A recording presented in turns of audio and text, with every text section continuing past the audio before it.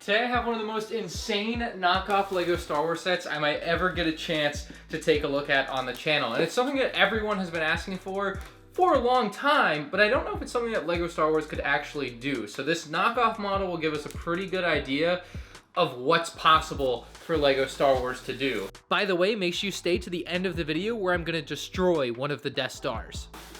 Here it is, the MK Star NO Death Planet. Oh. So we have a paneled Death Star with an interior, which is like the mix of the two UCS Death Star type sets that we've had in the past that I think everyone wants to see. However, I don't think they know what comes along with that. First off, it's gonna be stupidly heavy. I don't know what exactly this weighs. I'll go step on the scale with it and we'll find out. But I do know that it has over 7,000 pieces according to the box, 7,008 plus, and it cost me $400.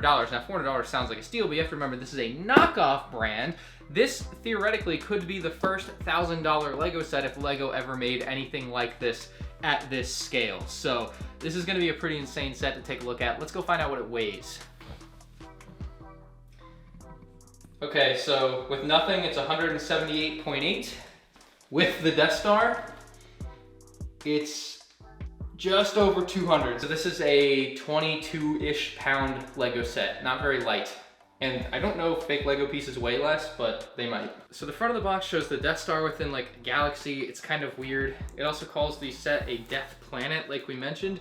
On one side of the box, we have the full interior view, and I'm gonna be honest, it looks pretty god-awful without the exterior panels put on top of it, so that's a weird one. It does say independent, innovative design on the side of the box. That's quite the claim to make, but it is not an exact copy of other LEGO Death Star sets, so that's something. I'm always worried about how they're gonna smell, so I like get my head back out of the way. All right, look at that like block of parts. Oh my God. I don't know.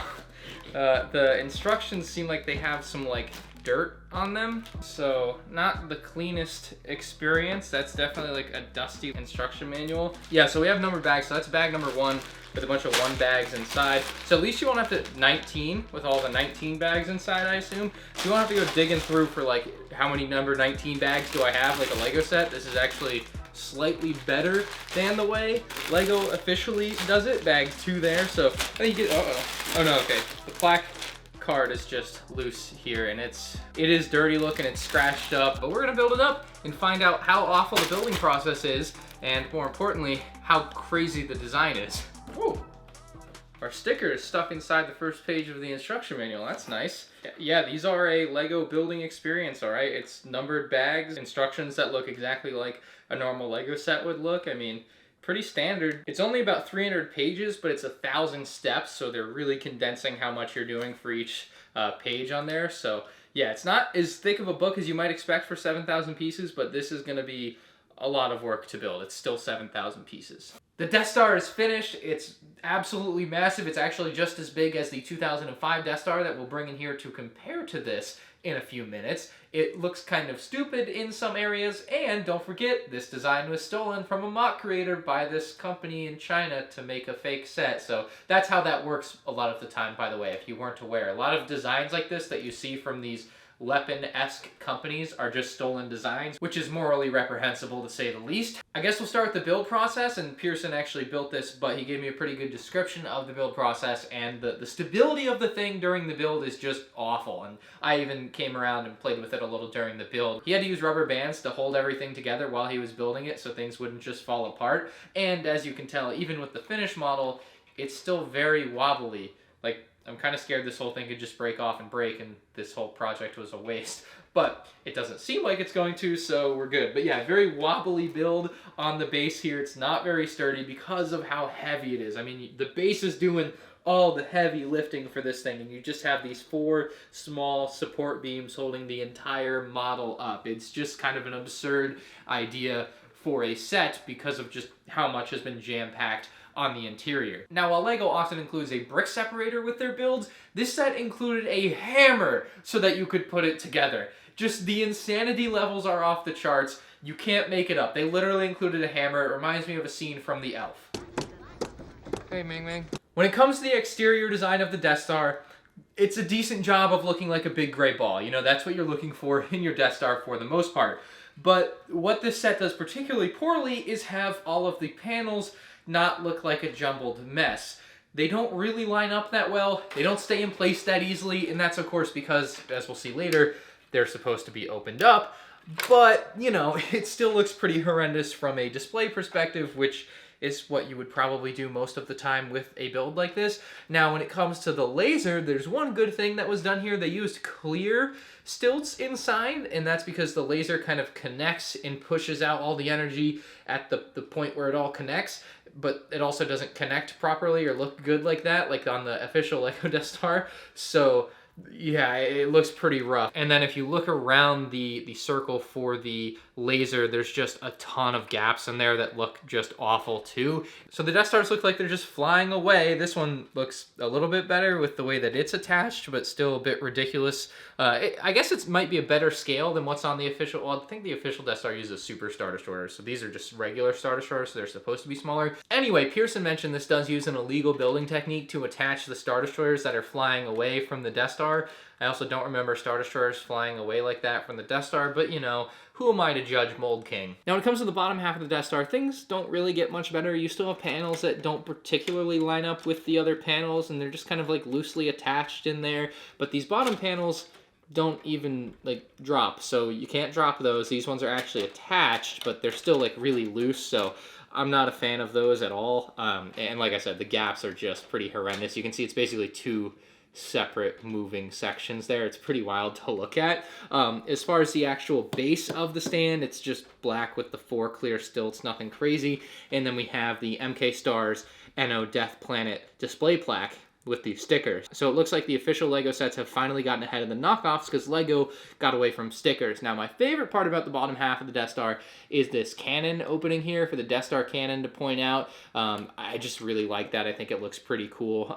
Not very size accurate or anything, but it is a pretty cool feature that's inside the Death Star that we'll get to take a closer look at soon. Now, the main draw around the idea behind the Death Star that you're looking at here is the idea that there is the exterior that idealistically would look beautiful with this knockoff set. It doesn't quite look as good as I think LEGO would execute it, but also having that interior on the inside. So you can actually open up all of the panels on top of this Death Star to reveal an interior. Now, it looks quite ridiculous with these panels opened up, but this is what a lot of people that I see on the internet say they want in their next LEGO Star Wars UCS Death Star. They're like, oh, I want panels and I want this big openable play experience like you see on the 2008 and 2016 playset Death Stars, which idealistically is a really good idea, but I think this set shows, even if LEGO themselves designed it at this scale, it's not something that is gonna work or make sense because it's just, one, too heavy to even move, but two, I'm like held at a distance from being able to play with my LEGO set. You would have to have these entire things be removed every time you wanted to do anything with it, and the set just frankly looks ridiculous like this. I mean, come on now. This is pretty funky looking. Anyways, ridiculous as this looks, it gets a little more ridiculous when you can drop the laser cannon down. Well, what are you gonna do? Oh well. We'll fix that later. I will say, during the build process, you kind of can see how this would look without any of the paneling. It looks equally as ridiculous without the paneling as it does with the paneling half taken off, because without the paneling, it's just kind of a mismatch of sections that aren't actually equally sized to another. With the LEGO playset Death Star does, for all of its flaws, it looks pretty good for being a humongous playset that has just so many things going on. It still is pretty aesthetically pleasing. This doesn't have that at all. It's horrendous looking. Starting in this room up here, they do a decent job with kind of the Imperial lighting paneling. I think that's the idea behind all of this white design, but usually LEGO would just use a sticker there. So for those, you know, anti-sticker folks, maybe Mold King is your place to be, but there's nothing going on here. It's a completely empty room. The minifigures won't even fit through the hallway that they built on top of it. I always hate when that happens. Same thing happened with the Wampa and the UCS Hoth set. Didn't like that, and I equally don't like this. The coolest thing about this whole section is the little micro mouse droid, but there's really nothing else there. This next section, I'm not even really sure what it is. It's just a big gray room with, like, it looks like one of those water park things that drops water onto little kids in the kiddie area. And then there's some barrels, just nothing really going on there. And then in this final section, I believe it's the Darth Vader meditation chamber room. But again, there's really nothing in the room except this one little build here. And even then, it hardly attaches to the place that it's supposed to attach. So I'm not like entirely sure what the deal is here, and obviously things break apart a little bit too easily. So yeah, the whole top level here is pretty lame. Feels like it's missing a lot, and then it's got this giant cavity over here, and that's because it's where the laser is supposed to attach in. That's why it's got the cavity there, but there's completely nothing there, and it looks pretty horrendous with some of the design work that they tried to do there. And I will note, it does seem like because of this cavity, the model leans slightly away from where the cavity is because it's heavier on this side than it is on this side.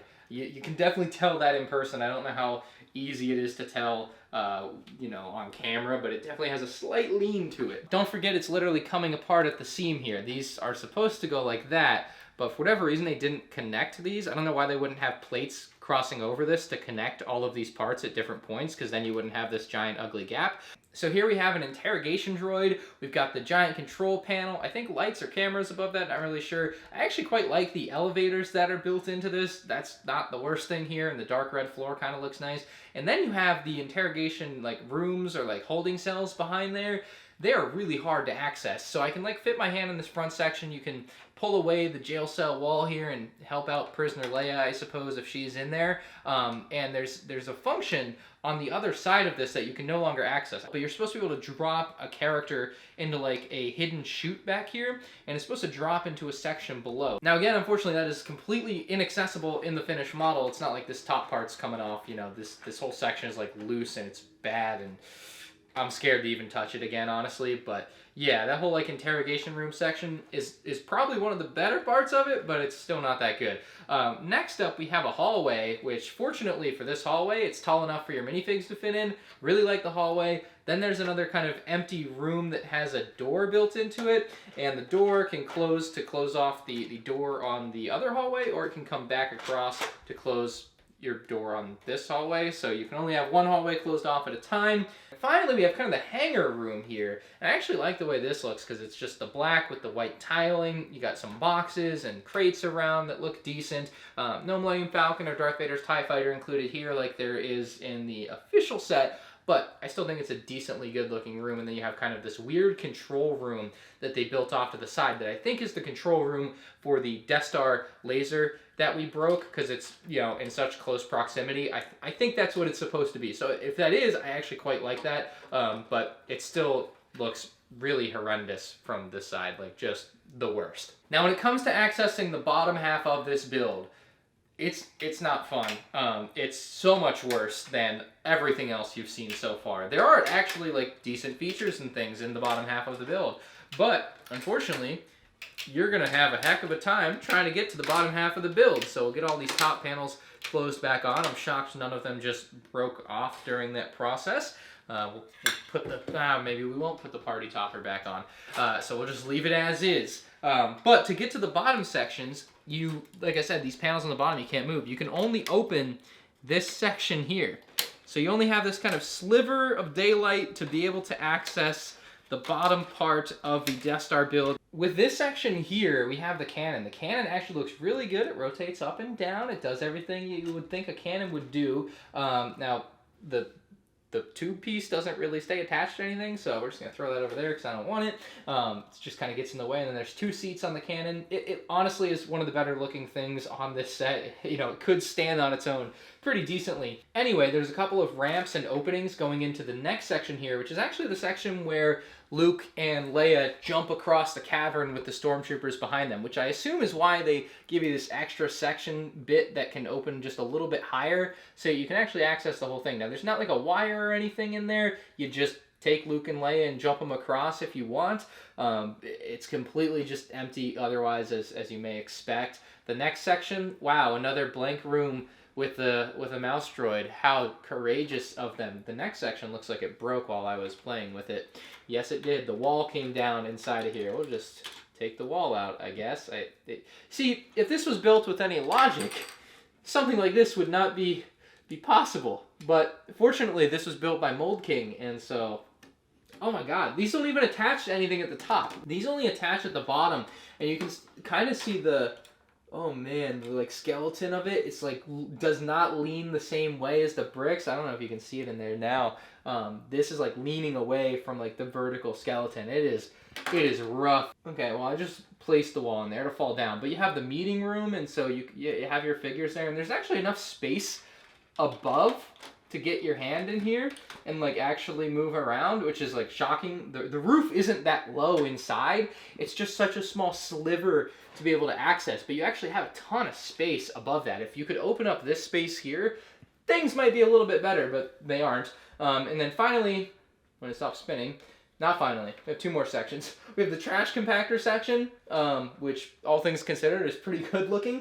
And it actually has the function on the top with the rod that you can push in and it can close on your characters inside. So that's, again, all things considered, not too shabby. I forgot the name of this room, but it's the room where Obi-Wan goes and shuts something off or something, and they made a Lego set about it, and I'm really blanking. My mom and I packed this up yesterday, so you know it was packed with care.